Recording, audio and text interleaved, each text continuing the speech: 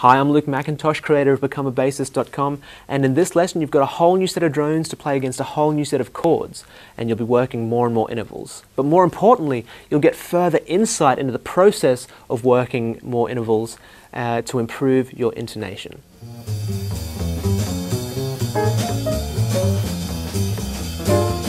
So last lesson, you remember, you played a whole bunch of major chords against a whole bunch of major drones. Now this lesson, we're going to do much the same thing with a few differences. This lesson, we're using minor chords and minor drones. Now just in case you don't know, the only difference between a major chord and a minor chord, or minor triad, is the third. So what is the third? It's the third note of kind of the scale. So if we've got a C major scale, C, D, E. We've got 1, 2, 3. So that means that E is the third note. It's the third note of the scale. It's the third of the chord. Now a major scale has a major third, and a minor scale and a minor chord has a minor third. So 1, 2, 3 of C minor gives us a C minor chord.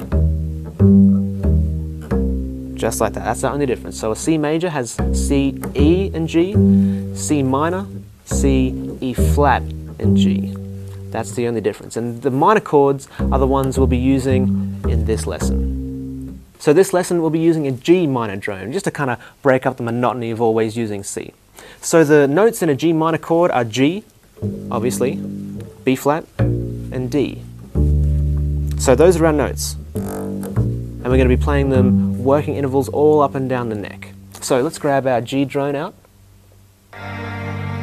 And let's start with the most efficient way we can think of. And for me, that's low G with third and fourth fingers, B flat with your first finger, and then open D, open G. You've got the first four notes all in position right there.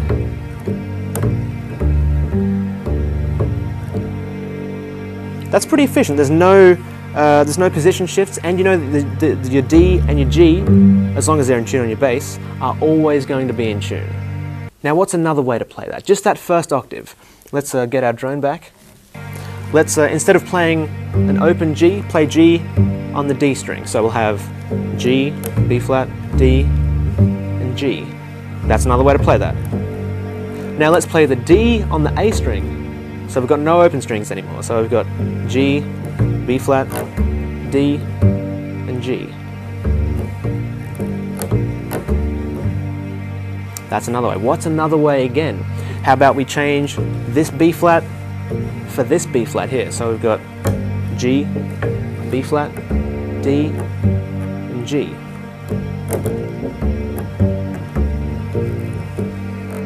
Just like that. Now, like I say, this is a messy process. You can do a whole bunch of stuff. Let's try some two-octave stuff now. Let's get up to this high G. So let's go back to our most efficient way. All in position there. Now we could play this B flat up here, but I'm going to do something different and play it up here, because then that makes our D right in position there.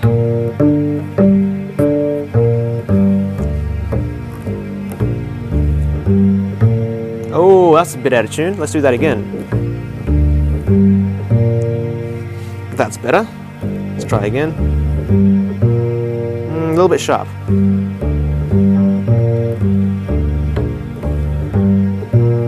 little bit sharp. Oh, too flat now. There we go. Split the difference. Get in tune. Oh, a little bit sharp.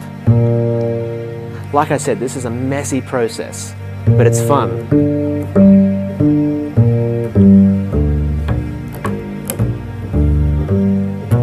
Oh, definitely too sharp. I'm going to try to drop my elbow a little bit. There we go, that helps. There we go, that's better.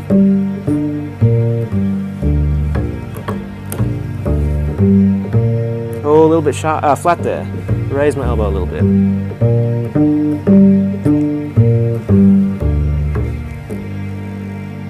Just like that. Now, like I said, this is a super messy process. Don't feel like it has to be perfect straight away. Almost think about it like a game. I like to think about it kind of like archery. You kind of take aim. Oh, actually, that was quite good. But you take aim and you miss. So you take aim again, you adjust, and you get closer and closer and closer until you hit your target. A little bit sharp, so you adjust. There we go. Just like that. It's a game, it's archery. It's aim, shoot, adjust, repeat. Now this is going to be very, very helpful to you if you ever play yourself into a corner. Now it happens to everyone, but being able to really quickly respond and being able to jump around like you've been doing in these past few lessons is going to be super, super valuable in being able to play your way out of a corner when you find yourself in them. And this is really going to help to not interrupt the flow of the music. Now, like I said, take this G minor drone, find as many different ways as you can play the same thing, as high as you're comfortable getting. So, like I said, try up one string.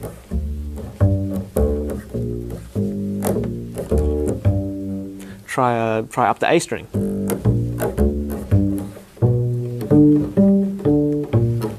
Oh, pardon me. Oh, so there's an interval. So from the G with my third and fourth fingers to kind of thumb position, playing that B flat there. That's something I can work on. Oh. Oh, okay, so now that D to that G. That's a different note. There we go. And now to the B flat. There we go. Oh, that's a different note. There we go. Oh, that's a different note as well. There we go. Oh, a different note again. So going up to one string is definitely much less efficient, which makes it a little bit more difficult. It can be done.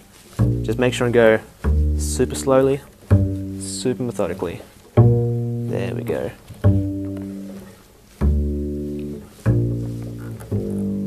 Just like that.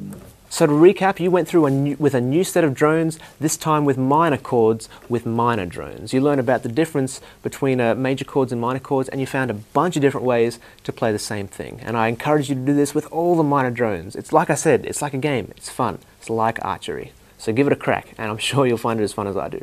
Now in the next lesson, we'll be getting back to basics with a new set of play-alongs and some new exercises, some new ways to kind of bend your mind, see how you can do. Thank you so much for watching. I really do appreciate it. I'm Luke McIntosh, creator of BecomeABassist.com, and I will see you very, very soon.